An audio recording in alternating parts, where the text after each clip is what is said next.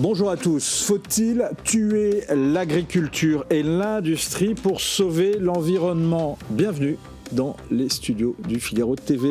La question sera au cœur de l'émission. On y reviendra d'abord avec Éric Delachesnais, qui est un grand spécialiste du monde agricole, qui suit la question au service société du Figaro. Autre question, les écologistes et leurs alliés vont-ils nous retirer les poêles à frire, les ustensiles, les couverts pour manger ? Certains en rêveraient, c'est en tout cas ce qui se profile dans une croisade qui vous a peut-être échappé, mais c'est celle menée contre ce qu'ils appellent les polluants éternels, à la manœuvre des ONG, des lobbyistes, le service public et des influenceurs dans leur collimateur, des fleurons de l'industrie qui ont du mal à se défendre et qui se défendent souvent bien mal. C'est ce que révèle un rapport réalisé par l'école de guerre économique. Son auteur est l'invité de Point de Vue. Nous irons aussi à Damas faire un point sur la situation pour les chrétiens endeuillés la semaine dernière par un attentat sanglant en pleine messe. Nous serons en direct avec Vincent Gelot de l'Œuvre d'Orient. Nouvelle semaine, nouvelles émissions, nouveaux points de vue.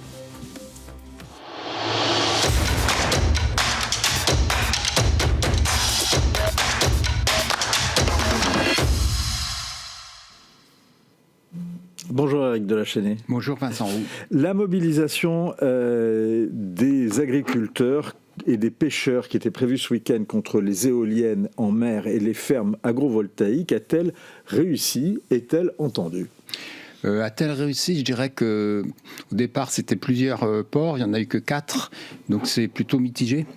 Et en plus, le moment était-il opportun, sachant que les agriculteurs ont énormément de travail. C'est pas à vous que je vais l'apprendre, mais en ce moment, plus ils sont pressés par le temps et la canicule. Oui, donc, c'est le moment des moissons en ce moment. Oui, c'est même devancé de 15 jours, à peu près partout en France. Et donc, ils ont plus le cœur à être dans les champs que sur les ports ou qu'à la pêche, exactement. Et donc, il y en a certains, j'ai eu Patrick Legras qui était dans la Somme à Dieppe au téléphone qui me dit bon, on apporte la coordination rurale. Exactement, coordination rurale, un porte-parole qui me dit bon, on apporte notre soutien aux pêcheurs contre la PPE et la PPE 3 et on espère qu'en octobre quand on va ressortir, les pêcheurs viendront avec nous parce qu'il y a plein de motifs de mécontentement dans le monde agricole. Peut-être qu'on va en parler. La loi du plomb, le Mercosur, et donc tutti quanti, et les agriculteurs, la colère n'est pas finie. Le mouvement de 2024, il n'y a pas eu grand-chose, pas beaucoup d'avancées, donc les agriculteurs sont toujours en grande frustration. C'est un peu la cocotte minute qui est sous pression, mais là, pour l'instant, c'est d'abord le pragmatisme, c'est d'abord le travail dans les champs, et sans doute à la rentrée, il y aura de nouvelles mobilisations. D'abord les moissons, après la colère. Oui. On va revenir justement sur ces différents dossiers que vous venez d'évoquer, sans faire peut-être tutti quanti, mais en tous les cas, revenir sur ce que vous venez d'évoquer, en l'occurrence la loi du plomb. Des manifestations d'ailleurs ont lieu cette semaine, cette fois-ci contre une loi qui doit théoriquement simplifier le travail des agriculteurs. Alors c'est pas des manifestations d'agriculteurs, c'est des manifestations plutôt écologistes qui sont prévues contre cette loi du plomb. On rappelle peut-être d'un mot, Éric, ce dont il s'agit. Oui, la loi du plomb, c'est une loi simple. C'est une proposition de loi d'ailleurs. Oui, proposition de loi, c'est 6 articles qui visent à améliorer les conditions de travail des agriculteurs en simplifiant leur démarche pour obtenir l'autorisation pour mettre un produit phytopharmaceutique, pour une autorisation, je pense, l'article 5, qui est polémique, mais qui aiderait grandement les agriculteurs, c'est de créer des réserves collinaires, des étangs ou des mares. Donc faire plein de petites Sainte-Soline ? Oui, mais Sainte-Soline, c'est pas le bon exemple. Et en plus, c'est cristalliser le mécontentement de la population qui ne comprend pas, c'est très mal expliqué. Et en fait, là, vous voyez, moi j'étais dans le Lot ce week-end, j'ai participé à une table ronde organisée par la Chambre d'agriculture de ce département sur l'irrigation. Et on voit que dans ce département qui est le plus affecté et qui sera le plus affecté par le changement climatique, il y a un pragmatisme de tous les acteurs. Donc des services de l'État, de l'Agence de l'eau, de la Direction départementale des territoires avec la police de l'eau, des agriculteurs pour faire des petites retenues collinaires. Parce qu'on sait très bien que sans ces réserves d'eau au printemps et l'été, quand on a besoin d'irriguer, parce que c'est là où la nature a la végétation a le plus besoin d'eau, eh bien, on ne va pas s'en sortir. Il suffit de regarder en Andalousie, c'est le climat qui nous guette dans les années 2050. Où on a connu d'ailleurs des pointes de chaleur ce week-end, voilà, qui ont dépassé les 40 degrés. Voilà. Et bien, si on ne stocke pas cette eau de superficie, quand elle tombe, eh bien, on va droit dans le mur. C'est-à-dire que là, il s'agirait de faire des grandes réserves d'eau. Pas forcément des grandes, des réserves adaptées aux besoins des agriculteurs, et que ça peut être 5000 mètres carrés, un hectare, et en fonction de la configuration des lieux. Vous voyez, moi, je vais vous prendre un exemple. Moi, je viens de la Mayenne. Je ne vois pas comment, oui, peut-être dans la Mayenne ou dans la Beauce, comment on arrive à faire des collines avec un réserve collinaire, mais ou des étangs. Des étangs. C'est-à-dire que quand il y a des endroits où l'eau, il y a des zones humides qui sont propices à ça, eh ben je creuse un peu plus, je fais un digue, je fais un ouvrage, et en plus qui attire la biodiversité. Autour de ces infrastructures, eh bien vous avez des grenouilles, les animaux sauvages viennent boire, si vous avez de l'élevage, vous abreuvez et vous pouvez irriguer. Et aussi, c'est multi-usage. C'est des réserves pour les incendies. Moi, je viens de la Mayenne, on a eu deux saisons excédentaires, 2 étés excédentaires d'eau.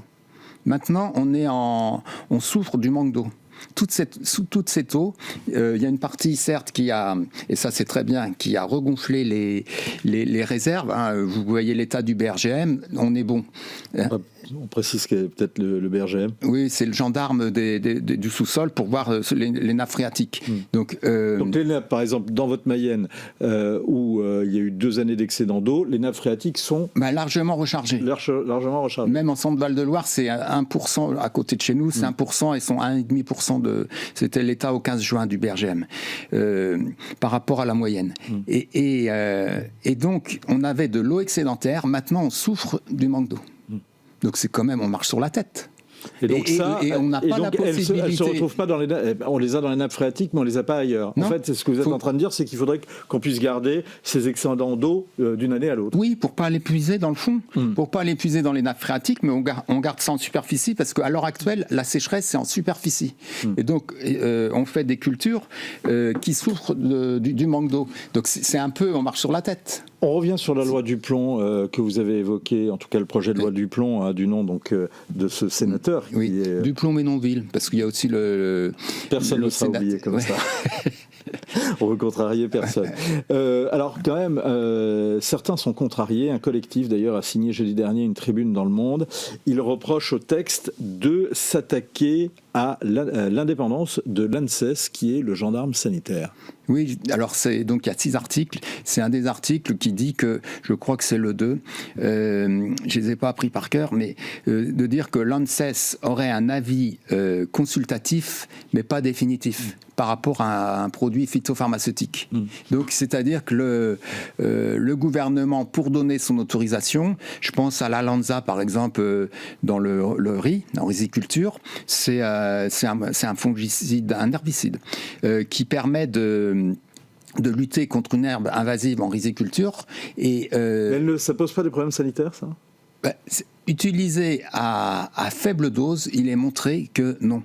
Et vous voyez, quand vous avez des plants d'eau, et en riziculture, on utilise beaucoup d'eau, beaucoup plus que le blé ou le maïs, eh bien, cette eau, ces endroits où l'eau est stockée, quand ça rentre dans une réserve, l'eau, elle ressort plus pure, c'est filtré, ça ressort avec peut-être 5% de rémanence, mais c'est des produits qui ont été étudiés justement pour pas polluer.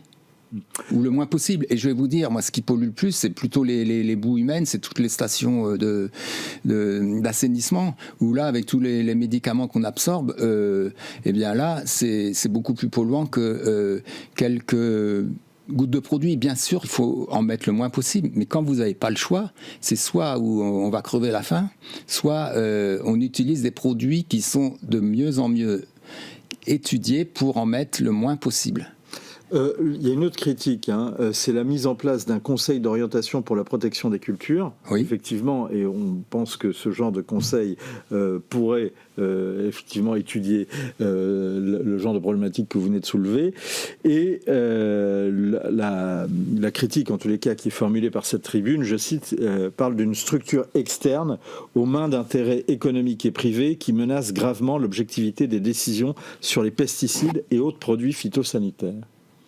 En clair, la tribune met en cause la composition d'un tel conseil en disant qu'elle serait aux mains de personnes qui seraient, en tous les cas, juges et parties, qui met en tout cas implicitement en cause des conflits d'intérêts potentiels. Vrai, faux ? Normalement, ils ont une clause déontologique à signer. Après, vous savez, quand on commence à aller sur ce terrain-là, vous regardez ce qui se passe au ministère, au METE, au ministère de l'Environnement et de la Transition écologique. Il y a aussi beaucoup de collusion et d'intérêts.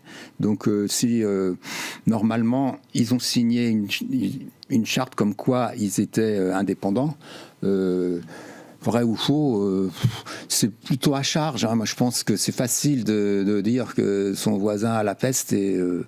Non, moi, je trouve que si cette structure, elle est étatique, moi, je fais plutôt confiance, et comme je fais confiance aussi au ministère de l'Environnement et de la Transition écologique, mais à partir de ce moment-là, il y a de la suspicion, on n'avance pas. Je pense qu'il faut qu'on soit pragmatique.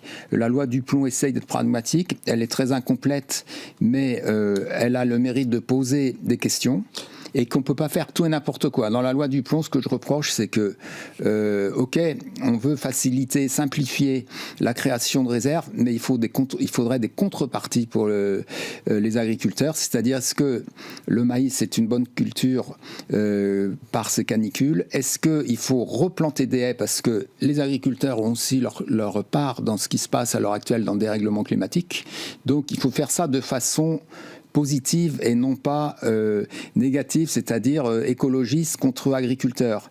Les agriculteurs sont des écologistes et pas tous, non, bien sûr, mais c'est comme les écologistes ne sont pas tous écologistes. Quand ils utilisent les 4x4 ou l'hélicoptère... Les écologistes ne sont pas tous agriculteurs non plus. Oui, non, mais les écologistes ne sont pas tous écologistes et il y a un double discours.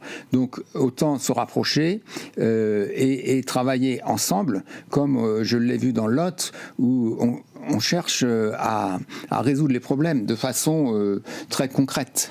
Et pour finir, vous savez, on a 400 000 normes en France, c'est peut-être ça dont on souffre, et 3500 pages du Code de l'environnement. Il faudrait simplifier. C'est une des demandes de 2024 des agriculteurs. Mais de la mobilisation de 2024. Oui. Question d'ailleurs, est-ce que cette loi, cette proposition de loi est une réponse à la mobilisation de 2024 ?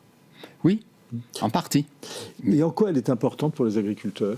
Elle est importante parce qu'ils voudraient justement avoir un peu d'oxygène au niveau administratif. Maintenant, c'est dans votre semaine, c'est un jour sur 5 vous faites de l'administratif, vous faites du travail de bureau. Alors que quand vous êtes agriculteur, vous préférez être dans les champs à soigner vos végétaux ou à vous occuper de vos animaux. Mais Et si, je vois pour faire un plan d'eau, c'est, je sais pas, c'est des dossiers comme ça, vous en avez 3 ou 4, et c'est 4 ans d'attente, quoi, entre le moment où vous avez commencé à décider de faire un plan d'eau et le moment où il est réalisé, si vous avez la chance qu'il soit réalisé. Est-ce que, en tous les cas, le projet de loi qui rentre aujourd'hui donc en discussion en commission mixte paritaire a des chances d'être adopté, ou plus exactement, alors qu'on va voir sans doute des images justement de manifestants contre cette loi. Mais là, c'est la Confédération paysanne. Donc, oui, il n'y a pas unanimité. Lui, il est dans la Vienne. Il n'y a pas unanimité, en tout cas dans le monde agricole, pour soutenir cette proposition de loi. Justement, je voulais, à propos, quand vous avez parlé de ça, préciser, la Confédération paysanne en ce moment manifeste rue de Tournon près du Sénat. Cet agriculteur, lui, c'est un maraîcher, il fait de l'irrigation. Lui, ce qu'il reproche à cette proposition de loi Duplon, c'est que certes, c'est pour favoriser l'irrigation, mais pour l'irrigation pour tous. Lui, il demandait que 4000 mètres cubes d'eau dans son département, il n'a pas obtenu. Donc, et en quoi la loi Duplon lui empêcherait d'avoir ces 4000 mètres cubes d'eau ? Parce qu'en fait, ce qu'il reproche, la Confédération Confédération paysanne, c'est 20% des voix aux dernières élections à la Chambre d'agriculture sur la moitié des agriculteurs qui ont voté. Donc c'est 10% des agriculteurs. Donc ce que reproche la Confédération paysanne ? Oui, eh bien, c'est que c'est de gros projets que la loi Duplon favorise l'agro-industrie, comme pour le Mercosur. C'est-à-dire le Mercosur, une partie des paysans sont pour. Donc là, c'est plutôt la FNSEA, et parce que ça favorise les grosses fermes. Lui, il est dans une petite ferme, et en fait, il faudrait mettre tout le monde autour de la table et favoriser aussi les créations de petites fermes. Dans l'agriculture, il faut de tout. On a besoin d'une agriculture qui est de temps en plus industrielle, mais il ne faut pas oublier les petits. Alors, justement, vous parliez du Mercosur. C'est un accord qui a été décrié par la profession, par une grande partie de la profession, la Confédération paysanne, la coordination rurale également, qui est le syndicat montant en ce moment. Et il a même été à un moment combattu par Emmanuel Macron. Or, il est en passe d'être signé. L'Union européenne a-t-elle lâché les agriculteurs français ? Je dirais que c'est le gouvernement français qui a lâché les agriculteurs français. Expliquez-nous. Eh bien oui, parce que quand en 2024, au Salon de l'Agriculture, on entend Emmanuel Macron qui dit « je vous oublierai pas, vous pouvez compter sur moi », on sait très bien qu'il connaissait l'issue. L'issue, c'est que Madame von der Leyen, les Allemands soutenus par les Espagnols, le Portugal et d'autres pays ont intérêt à ce que le Mercosur se mette en place. Parce que pour eux, ils sont gagnants. Nous, c'est très mitigé. On est perdant sur le bœuf, on est perdant sur la volaille, on est perdant sur l'éthanol et sur le sucre. Et par contre, on est gagnant aussi sur l'industrie, on est gagnant sur la filière cognac. Et donc, chez nous, c'est mitigé. Et donc, Emmanuel Macron, sachant que son mandat se finit en 2027, il a des vues européennes, a plutôt intérêt à ce que le Mercosur soit signé. Et une partie de la FNSEA aussi a intérêt, celle qui travaille, qui milite pour l'agro-industrie. Le groupe Avril a plutôt intérêt à ce que le Mercosur soit signé, parce que pour eux, ça va les avantager. En quoi ça va les avantager ? Par exemple, ils n'auront plus le droit de douane sur le soja, et ils importent beaucoup de soja pour faire leurs produits, et donc ça sera un marché de 300 millions de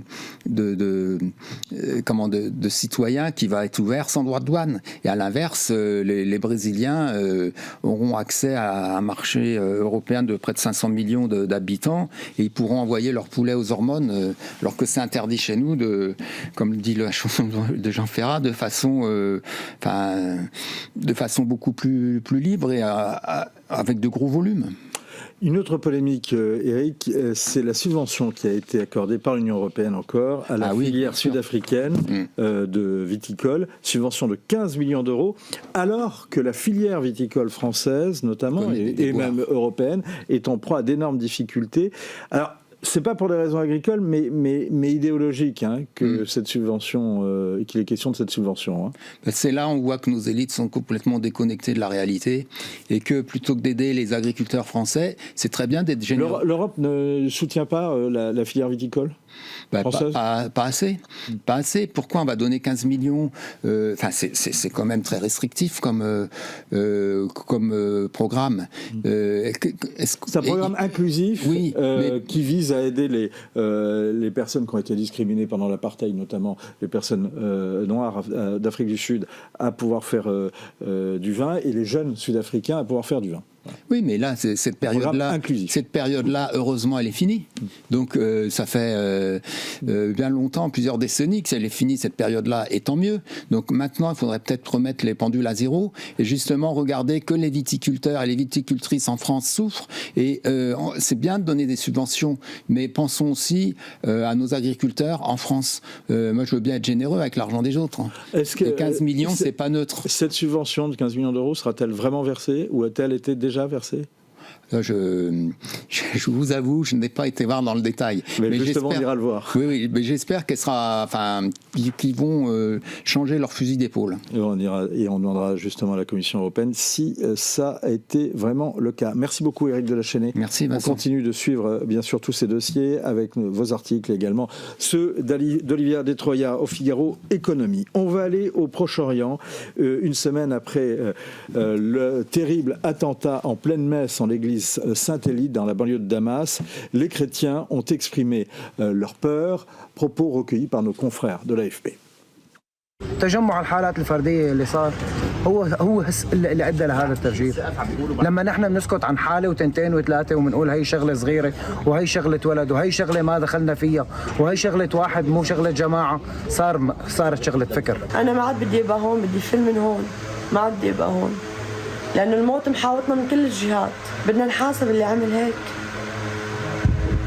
ونحمي الأقليات، لأنه بلشوا فيهم دور وكنا عارفين إنه جايين الدور وعم بيهددونا. وحدة من بيت العوض البشارة 8 أشخاص ماتوا. أنا توفى جوزي وسلفي وبنت حماي. أنا بدي أحمد الشرع بذات نفسه ياخذ لي حقي. مو هو رئيس؟ أنا بدي، مو نحن دولة ديمقراطية صرنا؟ أنا بدي ياخذ لي حقي. Bonjour Vincent Gelot. Bonjour. Vous êtes actuellement, alors c'est pas Maître Johanna Ostrovka, c'est Vincent Gelot vraiment que nous avons en direct. En ce moment, vous êtes responsable des projets pour le Moyen-Orient de l'œuvre d'Orient. Vous êtes à Beyrouth actuellement et la question qu'on se pose, quelle est la situation une semaine après l'attentat sanglant en pleine messe contre l'église orthodoxe de Saint-Élie dans la banlieue de la capitale syrienne? Quelle est la situation? Quelles sont les informations dont vous disposez sur la situation des chrétiens à quelques kilomètres de où vous vous trouvez à Damas? Écoutez, moi je me suis rendu le surlendemain de l'attentat à Damas. D'abord pour rencontrer la communauté qui a été frappée par cet attentat absolument abominable. Je rappelle que s'il s'agit d'une attaque en pleine messe, c'était dimanche dernier. Cette attaque a fait plus d'une vingtaine de morts, une soixantaine de blessés, et l'homme qui est rentré avec une ceinture d'explosifs a tiré à l'arme automatique sur les fidèles et s'est fait exploser avec une charge très importante, faisant même un trou dans le sol. Donc ce qui était important pour nous, vous savez, à l'œuvre d'Orient, on est une œuvre d'amitié d'abord. C'était de nous tenir aux côtés de nos amis et de nos partenaires syriens, et c'est ce que j'ai fait en allant rendre visite notamment au patriarcat grec-orthodoxe, dont le siège est justement à Damas. Rencontrer aussi les familles des victimes, et puis prendre le pouls de la situation. Alors justement, en sait-on plus sur le groupe qui a commis cet attentat, le groupe dont c'est revendiqué, en tous les cas, l'auteur de cet attentat qui a tiré à l'arme automatique et qui a ensuite fait exploser sa charge? On en sait plus, a priori, d'après ce que nous ont dit les informations. Pendant les premiers jours, il n'y avait pas de revendication. On a tous pensé évidemment à l'organisation État islamique parce que c'était tout à fait les types de méthodes qui ont pu être utilisées par le passé. Et puis on a appris ensuite qu'il s'agissait d'un nouveau groupe qui serait donc un groupe dissident du HTS, du Hayat Tahrir al-Sham, dont est issu l'actuel président autoproclamé, Ahmed al-Shara, et qui a déclaré être en opposition avec les nouvelles autorités et qui serait à l'origine de cet acte. Et l'homme qui s'est fait exploser serait, je mets ça au conditionnel parce que c'est du déclaratif, mais serait pakistanais. Le président, justement, Ahmed El-Shara, a exprimé ses condoléances. Pourtant, le patriarche grec orthodoxe d'Antioche et de tout l'Orient, Jean X, qui est en charge donc de cette communauté qui a été visée, a fustigé un massacre inacceptable et critiqué les autorités, les appelant à assumer leurs responsabilités. Est-ce que, depuis cet appel du patriarche Jean X, elles ont bougé? Malheureusement, non. Je vais vous dire, et les gens qui ont été interrogés, les Syriens qui ont été interrogés lors de cette entrevue, enfin ces entretiens qui ont été faits en début d'émission, montrent bien que cet attentat est vécu et perçu par la communauté chrétienne de Syrie comme la continuité de tous les problèmes sécuritaires qui existent depuis la chute du précédent régime et depuis plusieurs mois. Je rappelle qu'au mois de mars, on a eu toute une série de massacres visant la communauté alaouite sur la montagne et proche de la mer Méditerranée. Nous avons eu il y a quelques mois aussi des conflits et des tensions très fortes avec la communauté druze. Et aujourd'hui, c'est plutôt le tour des chrétiens. Il faut rappeler aussi, et les gens le disent, que depuis cette époque, il y a tout un tas d'actes qui sont dits isolés, mais des actes d'humiliation, d'insultes, d'arrestations arbitraires, d'exécutions forcées parfois et d'enlèvements. Et tous ces actes-là qui se multiplient dans les rues syriennes font beaucoup de mal à cette communauté, et donc les gens vivent cet attentat comme si vous voulez la continuité de tous ces actes.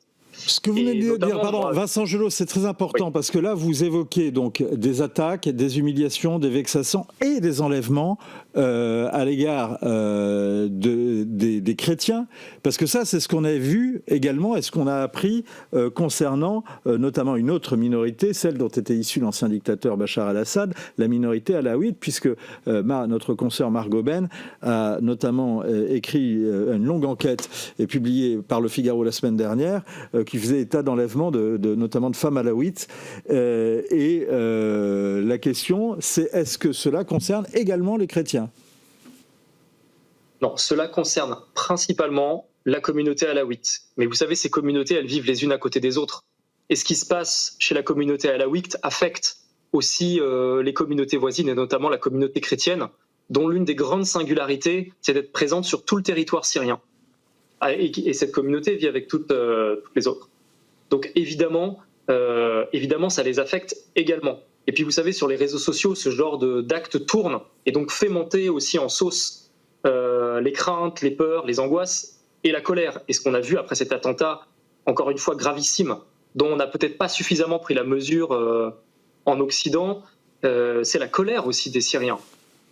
Vous voyez, dans les actes, par exemple, qui visent par contre la communauté chrétienne, c'est que régulièrement à Damas, et ça le patriarche m'en faisait état dernièrement, c'est qu'il y a des voitures qui passent avec des haut-parleurs et qui disent aux chrétiens de se convertir ou qui les traitent de mécréants. Bon, ben, vous voyez, quand vous avez des actes comme ça qui sont laissés faire et que quand les responsables viennent se plaindre aux autorités et que ces dernières ne prennent pas les mesures suffisantes pour arrêter ces personnes, pour les mettre en prison, etc., ben, évidemment, quand il y a un acte grave comme celui-là, les gens le voient comme la continuité. Et on voit bien qu'aujourd'hui, ils mettent davantage en cause les autorités que les auteurs même de cet horrible attentat. Et vous parliez du président autoproclamé, ce qui a beaucoup blessé la communauté chrétienne, c'est qu'il y a eu un communiqué. Dans ce communiqué, d'abord, le terme de martyr n'est pas utilisé. Et vous savez, au Proche-Orient, le terme de martyr, bon, parfois est utilisé à tort et à travers, mais en tout cas, c'est un terme qui honore un petit peu les victimes. Bon, là, le terme n'a pas du tout été utilisé. On a dit que ces personnes étaient mortes.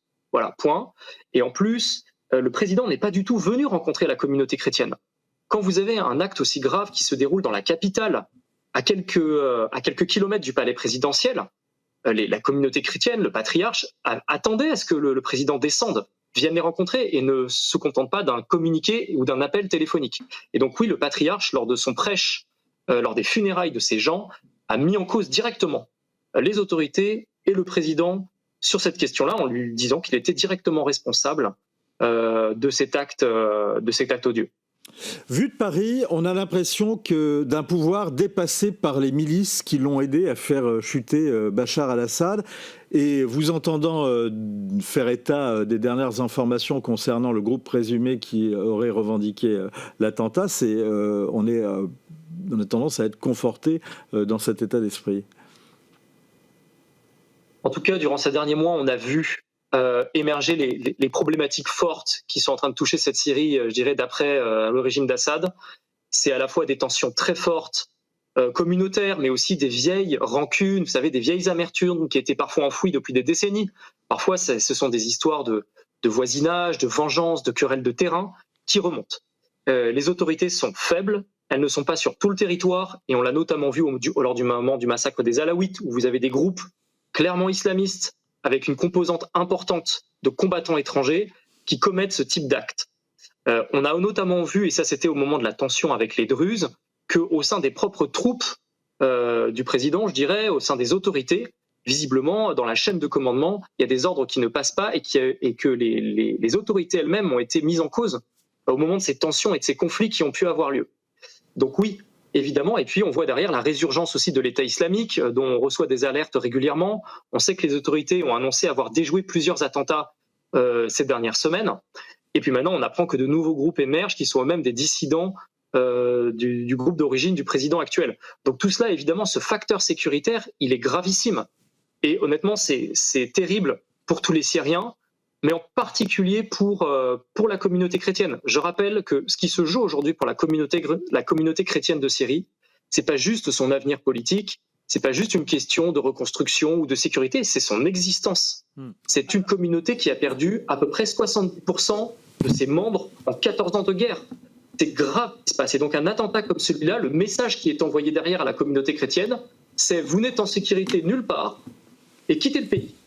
Alors, c'est inacceptable. Justement, Vincent Gelot, on a entendu tout à l'heure, juste avant que vous n'interveniez, effectivement, une femme, une chrétienne, disant qu'elle ne voulait plus rester en Syrie. En revanche, on a vu passer sur les réseaux sociaux des vidéos de chrétiens disant qu'il était hors de question de quitter le pays, que c'était le leur. À quelle vidéo faut-il se fier ? Alors tout d'abord, il faut savoir que depuis la chute du régime, il y a énormément de fake news qui concernent la Syrie. On ne dispose pas aujourd'hui de médias indépendants locaux et le réseau social des Syriens, c'est Facebook. Voilà, donc toutes sortes d'informations circulent et donc il faut tout prendre avec beaucoup de facettes. Deuxièmement, le grand paradoxe de la Syrie, c'est qu'en effet, il y a eu une hémorragie de la communauté chrétienne durant la guerre, mais aussi cette communauté est très dynamique. On a vu émerger durant ces 14 années de guerre des associations, des œuvres de charité dans le domaine humanitaire, dans le domaine de la réconciliation, de l'autonomie des femmes. Vraiment, il y a une jeunesse admirable qui a vécu et grandi dans la guerre et qui, elle, tient encore bon. Mais combien de temps ? C'est ça la question. Et aujourd'hui, ce qu'on attend, c'est évidemment, les Syriens attendent un geste et attendent des actes concrets de la part des autorités. Mais au-delà de ça, ils attendent davantage d'actes de la part de la communauté internationale. Et là-dessus, la dame qui a été interrogée l'a très bien dit, il n'y a pas suffisamment d'instruments qui sont mis en place pour accompagner et soutenir les minorités ethniques ou religieuses dont l'existence est en jeu, et la communauté chrétienne en fait partie en Syrie. Clairement, aujourd'hui, l'existence est en jeu pour cette communauté. Au niveau de l'Union européenne, au niveau des États membres, il n'y a pas d'instruments qui pourraient les soutenir financièrement, leur apporter une plateforme de plaidoyer, pouvoir les protéger, ne serait-ce que juridiquement. Il n'y a pas ça. Il n'y a pas ça, et aujourd'hui, on les considère comme le tout venant, si vous voulez. Et or, si vous voulez, si cette communauté est amenée à se réduire, ce qui va disparaître avec elle, c'est son histoire, c'est son message, parce que cette communauté tient avec elle des écoles, des dispensaires, des hôpitaux, des associations qui sont ouvertes à tous les Syriens. Et cette communauté est vectrice de paix. Et puis, accessoirement, c'est une communauté autochtone qui est là-bas depuis 2000 ans. Et c'est un peu de notre civilisation, de notre histoire, de nos religions qui viennent de cette région-là. Donc ce ne serait pas seulement une perte pour cette communauté, ce serait une perte pour tous les Syriens. Et ce serait une perte pour nous, occidentaux. Donc il serait grand temps que la communauté internationale regarde de plus près ces communautés sur des critères de vulnérabilité qui leur sont propres. Et c'est le cas aujourd'hui de la communauté chrétienne de Syrie. Avez-vous été... D'abord, question, se sent-on en sécurité dans les rues de Damas ? Paradoxalement, vous savez, au Moyen-Orient, oui, on se sent à peu près en sécurité quand on circule dans certaines rues de Damas. Tout dépend encore à quelle heure de la journée et dans quel quartier et dans quelle ville. Maintenant, si vous demandez aux Syriens et aux Syriennes comment eux vivent cette situation-là, évidemment, ils vont vous dire qu'ils ne se sentent pas en sécurité. D'abord, ils sentent qu'il y a un retour du religieux. Et ça, c'est clair, et ça, ils nous le disent tous, c'est pas que les chrétiens, même les musulmans. C'est-à-dire que maintenant, on sent qu'il y a gentiment une islamisation, un petit peu, j'ose le mot, de la société, qui se fait de façon officielle ou non officielle. On demande parfois dans les bus de séparer les hommes des femmes. Il y a eu plusieurs tentatives aussi d'islamiser les programmes scolaires au niveau éducatif. Tout un tas de petites choses comme ça qui sont mises en place. Et ça, les Syriens, vous savez, les Syriens le sentent et le vivent très mal. Donc ils disent, voilà, quand on sort, on est obligé de faire plus attention à la manière dont on est vêtu. On fait attention aussi, sur quel trottoir on marche, parce qu'il y a plus de vols aussi à l'arraché, il y a plus de délinquance, de criminalité, des choses comme ça. Donc oui, évidemment, ce n'est pas qu'un sentiment sécuritaire, c'est qu'il y a des actes, que je vous dis, on parle d'enlèvement, on parle d'arrestation sur des barrages, et maintenant d'attaques dans des églises. Donc c'est d'un point de vue sécuritaire, oui, il y a clairement une dégradation du niveau sécuritaire actuellement en Syrie. Et clairement, on voit que les autorités ne maîtrisent pas tout le territoire et qu'elles ont aussi du mal à contrôler les zones où elles sont. Merci beaucoup, merci de votre témoignage, Vincent Gelot. On continue bien sûr de suivre ce dossier. Je rappelle que vous êtes donc le responsable pour l'œuvre d'Orient du Moyen-Orient, responsable du Liban et de la Syrie pour l'œuvre d'Orient. Merci beaucoup et on continuera bien évidemment de suivre ces dossiers et on recommande notamment cette grande enquête signée de Marc Goben sur les enlèvements des femmes alaouites. On va passer à un autre sujet, ça vous a peut-être échappé. Il y a quelques mois, l'Assemblée nationale a voté contre l'utilisation de composantes qu'on appelle les polluants éternels ou bien les PFAS. Normal que ça vous ait échappé, normal, les termes sont un peu techniques et surtout les députés avaient déserté les travées. Pourtant, les arguments de chaque camp méritaient d'être entendus, extraits. Les propositions de loi interdisant les PFAS ont déjà des conséquences dramatiques sur l'emploi et sur notre souveraineté. Prenons l'exemple du Gard, dans la circonscription de mon collègue Pierre Meurin, où une usine fabriquant des produits contre le cancer a fermé en raison d'une pression réglementaire croissante. C'était la seule usine en Europe fabriquant ce produit stratégique pour les médicaments contre le cancer. Désormais, elle est en Chine. Même situation en Isère, où une autre usine dans les domaines de la défense, du spatial et du nucléaire va cesser ses activités et pose donc des problèmes d'approvisionnement pour des entreprises stratégiques françaises. Ce site industriel va fermer, anticipant des normes étouffantes voulues par l'extrême gauche Nouveau Front Populaire, qui feint ensuite de soutenir les salariés alors qu'elle porte une responsabilité directe dans ces fermetures. Selon Le Monde, la France devrait consacrer 12 milliards par an à l'élimination des PFAS, notamment pour éliminer le TFA, le plus microscopique d'entre eux. Et au niveau européen, les coûts de santé dus à l'exposition aux PFAS seraient de 52 à 84 milliards d'euros par an. Et derrière ces chiffres froids, des maladies, des souffrances.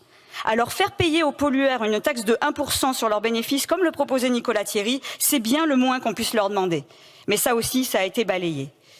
Collègues, nous devrions être unanimes pour des mesures fortes face à l'ampleur du scandale. Honte à ceux qui préfèrent les lobbies de la chimie et de la poêle à frire à notre santé. Bonjour Eric Alexandre. Eh ben voilà, le lobby de la chimie, des poêles à frire, des fourchettes, des couverts. On va y revenir. D'abord une question, de quoi parle-t-on ? Qu'est-ce qu'on appelle justement les polluants éternels ? Alors déjà, merci beaucoup pour votre invitation. Ce qui est intéressant, c'est que votre question déjà implique une partie du problème. C'est-à-dire que polluant éternel, c'est un terme qui est déjà biaisé.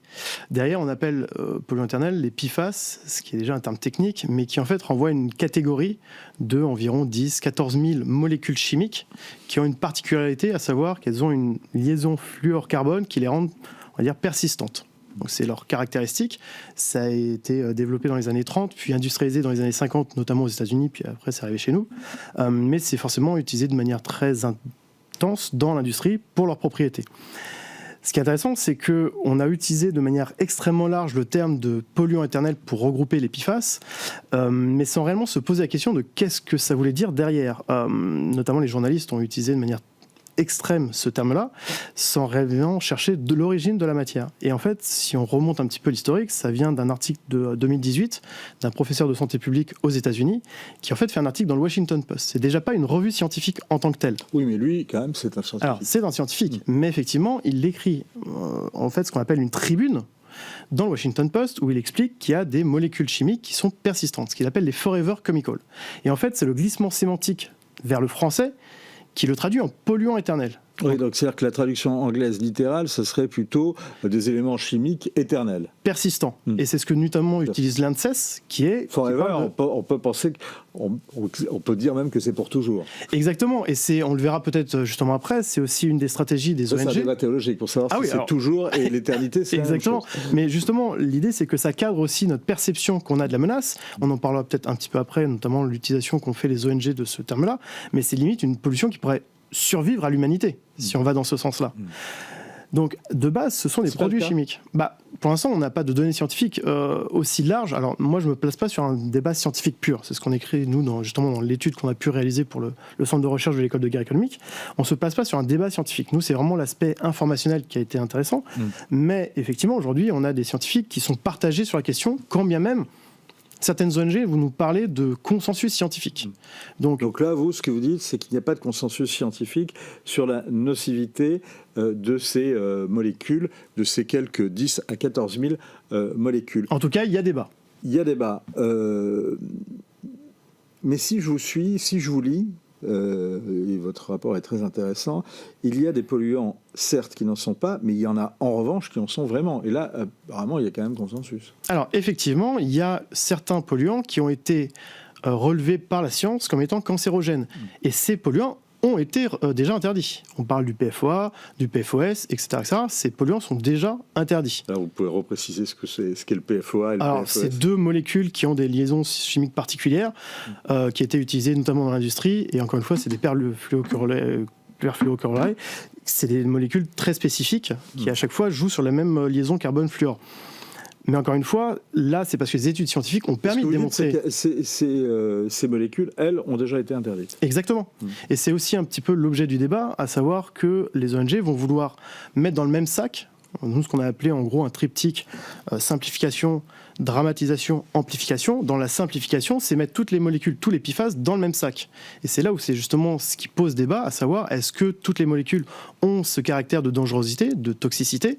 Et c'est là où effectivement le débat scientifique nécessite plus de temps qu'un débat médiatique posé par des ONG ou des industriels. Alors justement, vous dites, et c'est l'un des éléments, l'une des accusations de votre rapport, c'est qu'il y a une campagne médiatique, puis un lobbying intensif auprès d'une administration largement gagnée à l'hostilité à l'égard de ses composants.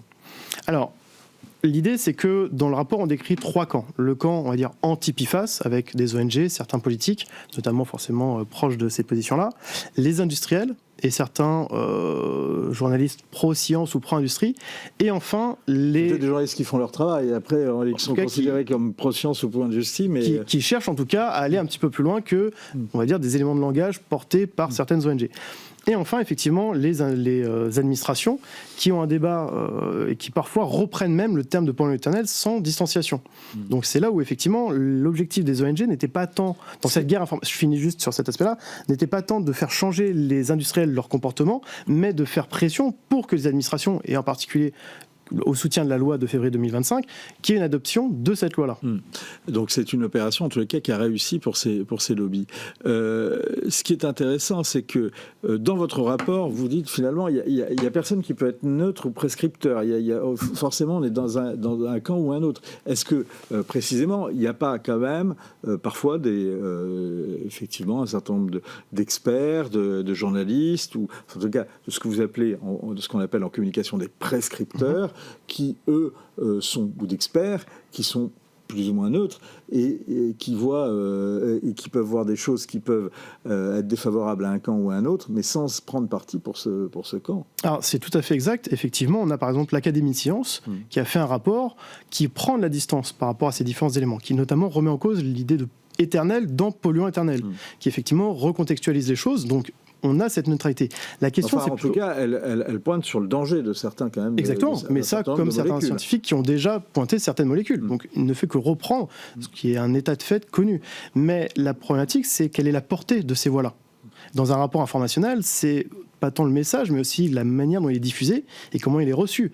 Et effectivement, l'Académie de sciences, et notamment certains journalistes qui ont fait ce travail plus d'investigation, sont plus isolés et ont moins une voix qui porte dans ce débat-là, parce que nous, on a effectivement considéré qu'il y avait, on va dire, ce qu'on va appeler un endiguement cognitif, à savoir que aujourd'hui, on a parlé des polluants éternels, et c'est le mot-clé, comme j'ai dit, qui est rentré dans le débat commun, et même, en fait, on va dire, de supériorité informationnelle du camp anti-PFAS, qui a réussi à gagner, on va dire, le débat sur la portée des PFAS. Il y a une thèse assez centrale, et vous l'avez évoqué en début d'interview, dans votre rapport, qui tourne autour d'un terme, c'est celui de la simplification. Or, vous dites que cette simplification a finalement joué en faveur des opposants et des auteurs de la loi restreignant et interdisant l'usage de polluants éternels, ou en tout cas de PFAS.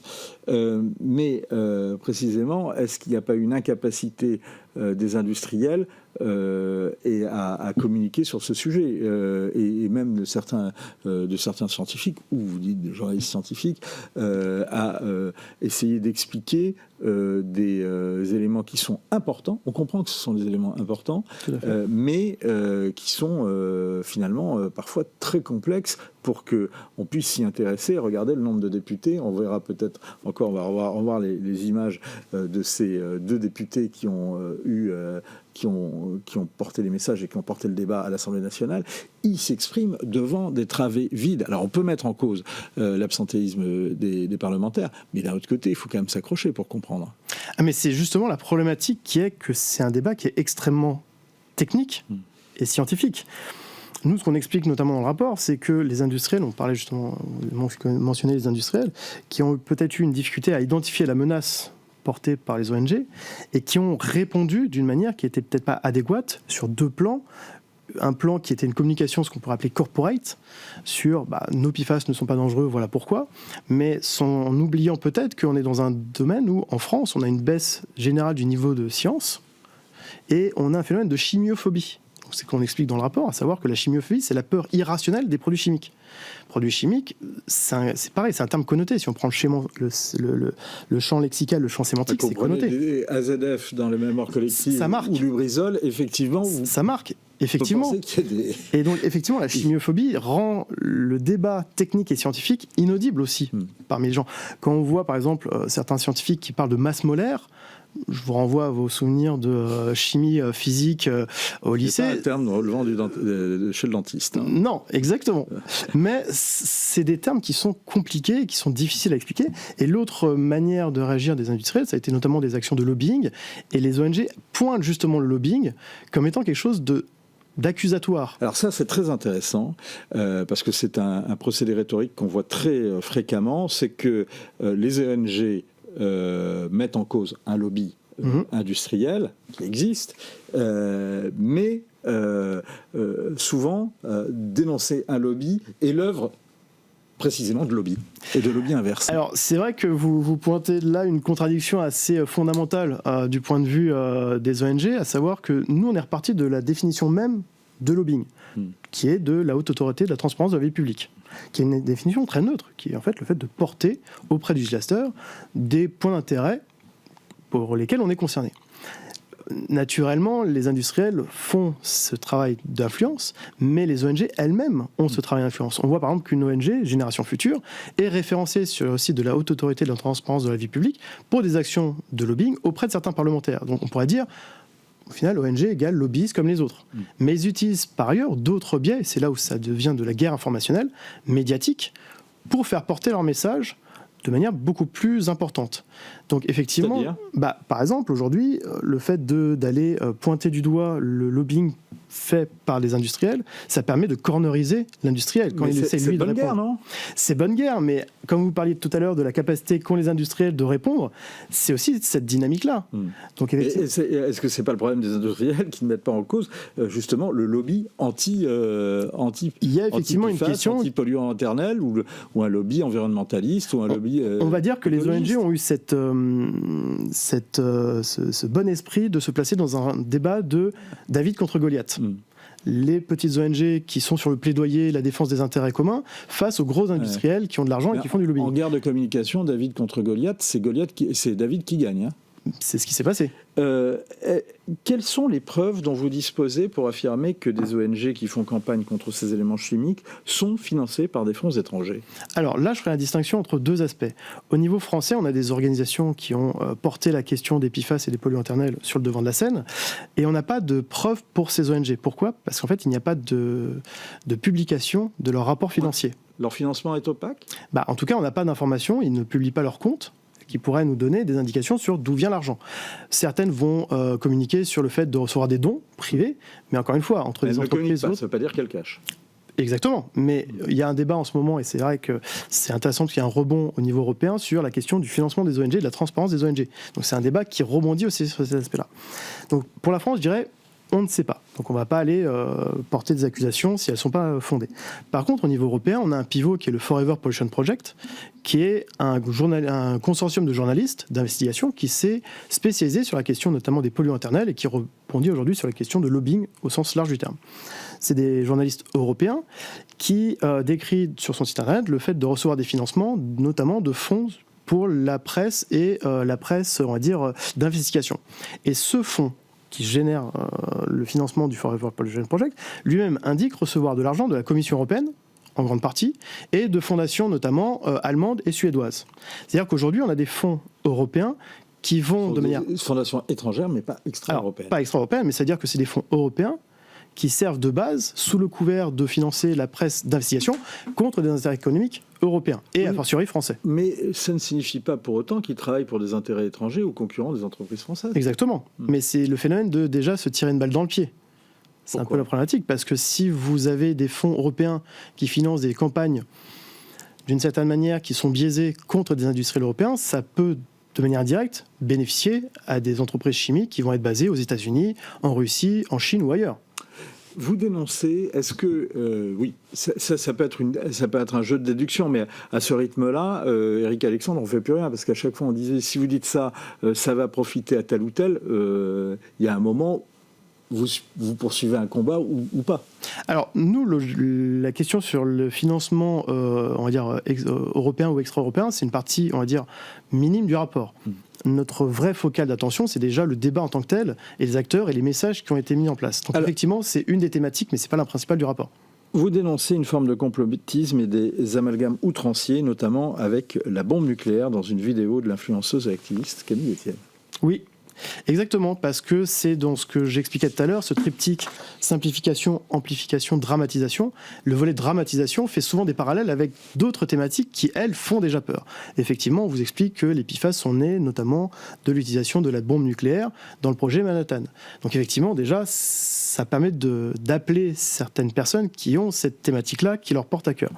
On fait aussi des parallèles dans le rapport sur la question notamment des perturbateurs endocriniens, qui sont menés par les ONG. Les ONG aussi qui pointent un parallèle entre les PFAS et l'amiante, comme scandale que l'on connaît, pour lequel on n'a pas agi à temps et qui a donné un scandale sanitaire. L'idée étant de dire, on a cette même thématique avec les PFAS qui pourrait être le scandale sanitaire du XXIe siècle. Donc effectivement, c'est ce côté de dramatisation qu'on met en avant, à savoir que ce n'est pas basé sur de la science, mais c'est des appels à des images qui font peur. Et effectivement, derrière, ça suscite des réactions très naturelles qui sont la peur et qui sont des leviers assez efficaces pour changer des perceptions, des comportements. On l'a dit, c'est une question, est-ce que quand même la filière industrielle française n'a pas failli dans cette offensive ? Est-ce que finalement, elle ne donne pas raison à ses adversaires dans la façon dont elle se défend, vous disiez tout à l'heure, en se reconnaissant le rôle de David contre Goliath et en reconnaissant quelque part implicitement ses torts ? Je ne vais pas jeter l'opprobre sur les industriels. Je pense qu'il y a eu un problème déjà de perception de la menace. On est sur, effectivement, comme j'expliquais tout à l'heure, une communication... par naïveté ? Peut-être par, effectivement, le fait de ne pas voir la menace, ça permet de ne pas lutter contre la menace. Ça empêche, justement. Le fait de voir que les PFAS ont pris une telle dimension sur un créneau de temps qui était relativement restreint, ça fait un endiguement cognitif derrière. Donc c'est difficile à lutter contre un phénomène qu'on ne voit pas. Question, quel est l'enjeu stratégique autour de ces PFAS ou de ces polluants éternels ? En clair,